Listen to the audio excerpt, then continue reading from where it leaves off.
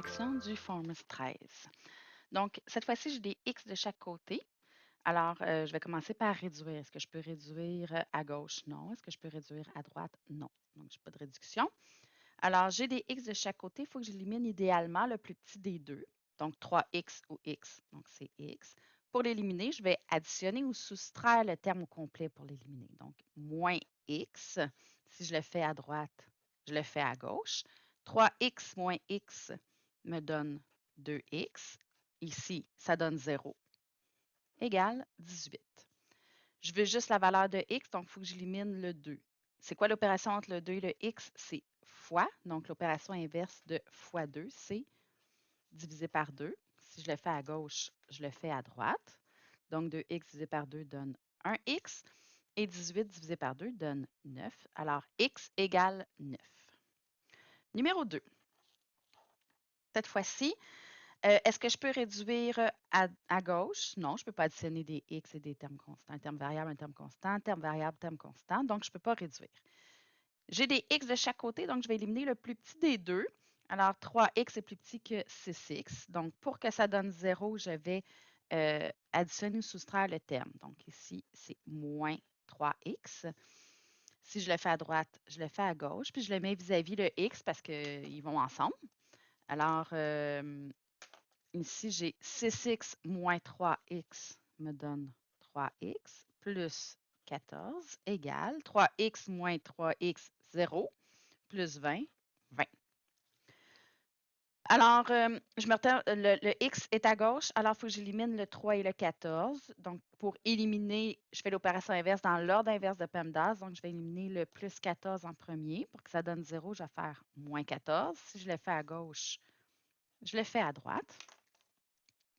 Ici, ça s'annule. Il reste 3x égale 20 moins 14, 6. Je vais éliminer fois 3. Alors, l'opération inverse de fois, c'est diviser. Si je le fais à droite, à gauche, je le fais à droite. Alors, x égale 6 divisé par 3 me donne 2. Numéro 3. Ah, excusez. Numéro 3. Ici, je dois réduire. Est-ce que je peux réduire? Oui, j'ai des parenthèses. Donc, dans la parenthèse, je ne peux pas rien faire. Donc, je vais aller voir en avant de la parenthèse. Je vais distribuer le 4. L'opération entre le 4 et la parenthèse, c'est fois. Donc, c'est fois 4 à chacun des termes. Donc, 4 fois x, 4x. 4 fois moins 5, moins 20. Ici, même chose. Je dois réduire aussi. Je ne peux pas rien faire dans la parenthèse. Donc, je vais aller voir ce qui se passe en avant. Alors, c'est 2. C'est fois 2 à chacun. Donc, 2 fois 11, 22. 2 fois moins x, moins 2x. Est-ce que je peux réduire à gauche? Non. Est-ce que je peux réduire à droite? Non. Est-ce que j'ai des x de chaque côté? Oui. Donc, je vais éliminer le plus petit des deux. 4 moins 2, c'est moins 2. Attention, pour que ça me donne 0, je ne vais pas faire moins 2x parce que moins 2x donnerait moins 4x. Pour que ça donne 0, je fasse plus 2x pour que ça s'annule. Si je le fais à droite, il faut que je le fasse à gauche. 4x plus 2x, 6x, moins 20. Ici, il me reste 22 à droite. Je veux juste trouver la valeur de x, donc il faut que j'élimine fois 6 et moins 20. Je fais l'opération inverse dans l'ordre inverse, donc de priorité des opérations. J'ai fait plus 20 à gauche, je fais plus 20 à droite. Ici, ça s'annule. Il va me rester 6x égale à 22 plus 20, 42. Pour éliminer fois 6, je divise par 6. Si je le fais à gauche, je le fais à droite. Il reste x égale 42 divisé par 6 me donne 7. Alors, x égale 7. Il nous en reste un. Numéro 4. Donc, j'ai une expression algébrique à gauche, une expression algébrique à droite. Je vais réduire chacun indépendamment. Parenthèse. Est-ce que je peux faire quelque chose à l'intérieur? Non. Je vais aller voir en avant. En avant, j'ai moins. J'aime pas ça. Je veux un plus. Mais si je change pour un plus, je dois changer le signe de chacun dans la parenthèse. Alors, ça devient moins 2x, moins 2. une fois que j'ai fait ça, je peux maintenant enlever ma parenthèse. 3x, bon, plus moins 2, je vais écrire juste moins 2x, pardon, moins 2, égale.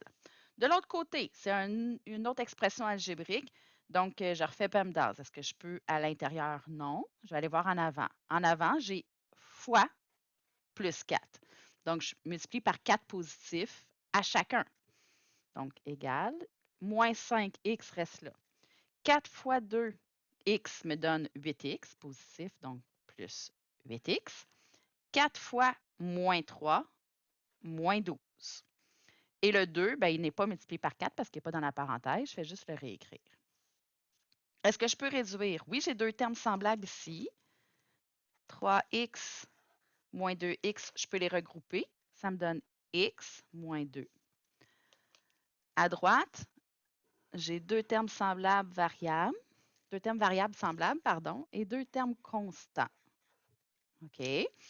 5x plus 8, moins 5x plus 8x me donne 3x. Moins, j'écris pas de plus ou de moins. Je regardais ce que ça me donne comme résultat. Moins 12 plus 2 me donne moins 10. Alors, j'écris moins 10.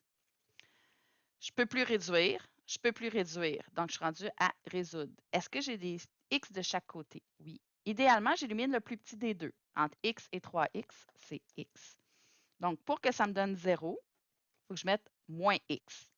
Si je le fais à gauche, je le fais à droite. Moins 2 égale 3x moins x, 2x. Le moins 10 reste là. Alors, je veux juste le x, il faut que j'élimine le 2 et le moins 10. Alors, quand je fais l'opération inverse, c'est dans l'ordre inverse des priorités des opérations. Donc, je vais éliminer le moins 10. Pour que ça me donne 0, je fais son opération inverse, plus 10. Si je le fais à droite, je le fais à gauche. Moins 2 plus 10 me donne 8. Ici, il reste 2x. Là, ça s'annule. Et je vais éliminer finalement le 2. L'opération entre le 2 et le x, c'est fois. Alors, l'inverse, c'est diviser. Des deux côtés. 8 divisé par 2, 4, égale x. Donc, x vaut 4.